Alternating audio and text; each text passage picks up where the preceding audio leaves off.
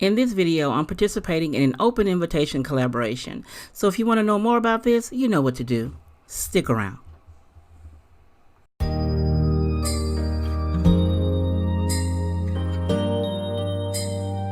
Hello friends, this is Stephanie of Creatively Miss Me, making decorating and home organization a bit easier on a budget. If this is your first time visiting my channel, welcome. I am so glad you're here. And if you're an oldie but a goodie, I want to thank you for your continuing support. Now let's jump right into this video. Today I'm participating in an open invitation collaboration, and the title of this collaboration is Winter Lantern Collab. In this collaboration, all we were asked to do was to decorate a lantern for winter, be it use the lantern as decoration or decorate the lantern, your choice.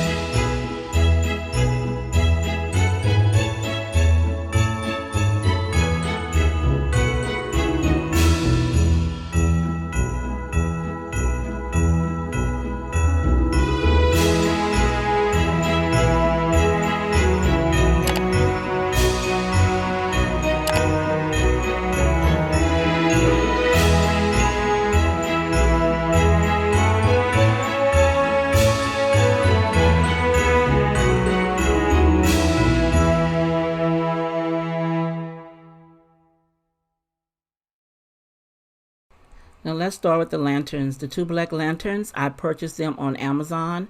And as you see on the ribbon, I used the ribbon I showed in the haul that I got from Amazon. The red and the green came from Family Dollar. Now the two gnomes, they were ordered from Amazon as well. I'll try to remember to put the link down below. The fur was ordered from Amazon, and so are the beads. The believe sign, it was from the 99-cent store, and I painted it white. Down below you see the little white house. It came from Hobby Lobby. The two larger candle holders were thrifted. The small one was purchased at Hobby Lobby.